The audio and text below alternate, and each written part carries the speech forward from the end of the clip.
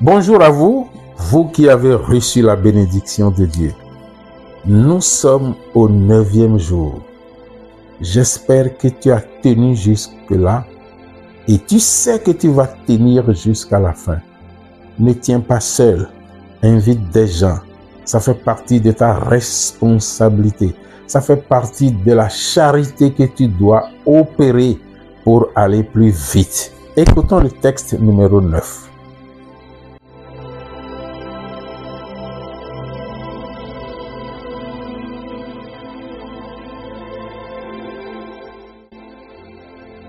Oh, argent, valeur inestimable. Oui, tu as une valeur inestimable. Tu as un pouvoir.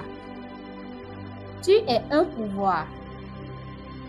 Le pouvoir sans lequel l'homme aujourd'hui ne peut rien, car il exprime tout achat, précisément tout échange.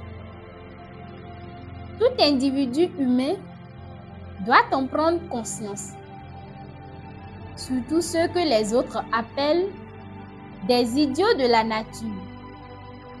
Idiots parce qu'ils n'ont jamais cessé de se désigner comme tels, c'est-à-dire les soi-disant pauvres heureux qui sèment de graves illusions pour ne récolter que des illusions en plus grande quantité dévastatrice due à l'ignorance.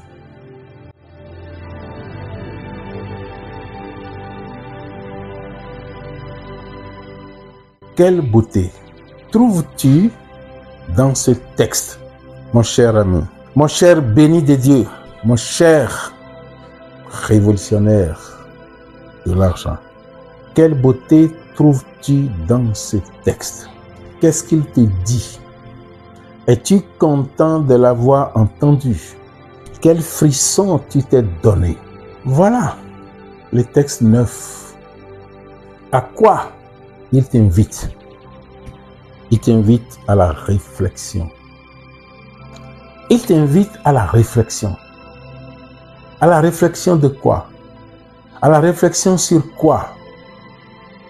Sur sa valeur, la valeur de l'énergie, la valeur de l'argent. Quelle valeur a-t-il?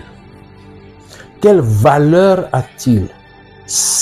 Ta concentration se fera beaucoup plus sérieuse, beaucoup plus métaphysique. Parce qu'il s'agit de valeur. Or, ce n'est pas valeur pour valeur ici. Cette valeur a un pouvoir. Cette valeur a un pouvoir et non seulement cette valeur a un pouvoir, cette valeur est un pouvoir. Et le texte appelle ce pouvoir d'achat. Et il précise spécifiquement pouvoir d'échange. Nous voudrions que tu réfléchisses profondément sur ce que dit le texte là, c'est-à-dire sur cette valeur, sur ce que le texte appelle valeur de l'argent. Puisque tout à l'heure, il va nous dire dans l'explication, comme il l'a dit, personne aujourd'hui, tout homme, aucun homme aujourd'hui. Il y a un aujourd'hui là qu'il faut encadrer. Personne aujourd'hui ne peut plus se passer de ça. Aujourd'hui, par rapport au temps du troc, et nous avons fait toutes ces étapes-là dans le déclic. Et c'est pourquoi nous avons dit que c'est le résultat du déclic qui nous amène à la révolution. Et tu vois, pouvoir, valeur d'achat, pouvoir d'échange, dont personne ne peut plus se passer. Personne. Même ceux qui se disent pauvres ceux qui pensent que la pauvreté est une vertu. Mais la Sainte Bible n'a jamais dit que la pauvreté est une vertu. Non. Alors si jusque-là, tu as pensé avec erreur, faute grave, que la pauvreté est une vertu, parce que tu entends heureux les pauvres, commence alors par dire, par penser, par méditer, par te concentrer sur heureux les riches. Il vaut mieux. Il vaut mieux casser par là. Il vaut mieux entrer par cette porte que de rester sur l'autre porte qui ne t'amènera jamais à la joie, à la paix. Parce que tu ne peux pas dire dans ta pauvreté que tu as la joie, que tu es échoué. C'est faux. Dieu n'est pas pauvre, Jésus n'est pas pauvre. Je dis ça pour les chrétiens parce que les mahométans ne cherchent pas ça, ne font pas ça, ne pensent pas ça. Les juifs non plus.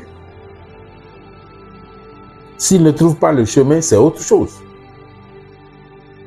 Il n'y a que les chrétiens qui sont des vicieux en la matière. Parce qu'ils ont reçu ces vices. On leur a inoculé ces vices. Et ils ont pris ces vices. Nous les avons pris. Nous les avons reçus. Si tu ne quittes pas, tu mets halte au processus. Et tu as vu ce que le texte dit. Ils sont des idiots. Ils doivent quitter leur idiotie. Parce que c'est une aberration. C'est une aberration, aliénation. C'est une aliénation totale. Et quand on va continuer dans ce sens, c'est tout droit à la mort. À la mort de l'énergie. À la mort de l'énergie vitale. Parce que qu'ils vous souviennent, si on ne peut plus se passer de ça, c'est ça, nous l'avions dit, qui nous aide, qui aidera tout homme, qui aide tout homme à devenir ce qu'il est, à accomplir la volonté de Dieu sur sa vie. C'est ça l'aide. Alors, attention, c'est un pouvoir. Voilà ce sur quoi tu veux réfléchir. Cherche ton bonheur, cherche ta joie, cherche ta paix.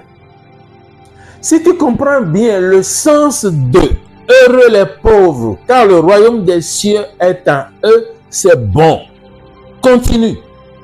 Mais si tu comprends mal le sens de cette phrase, si tu comprends que il faut être misérable, il ne faut pas posséder l'argent, il ne faut pas être riche, alors que Dieu est riche, Jésus est riche,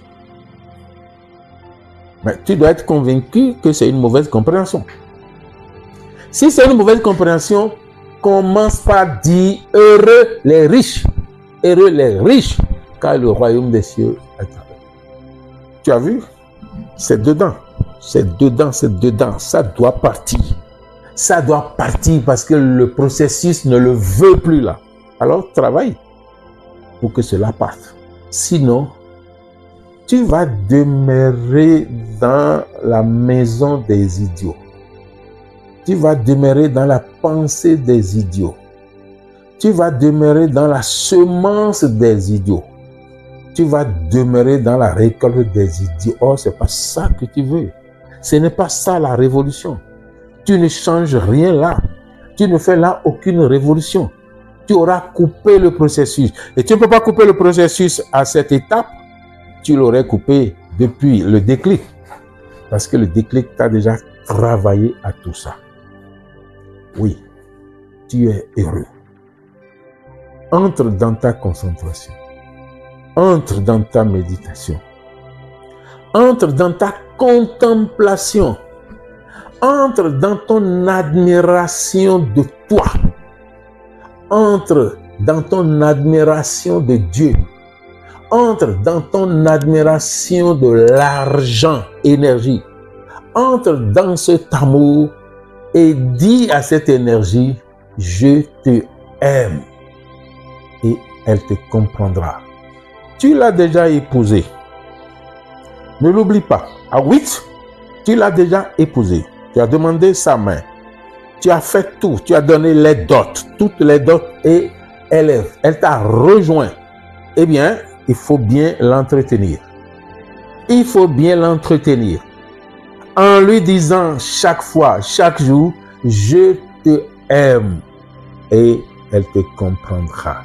L'argent se séduit et il s'est laissé séduire par moi.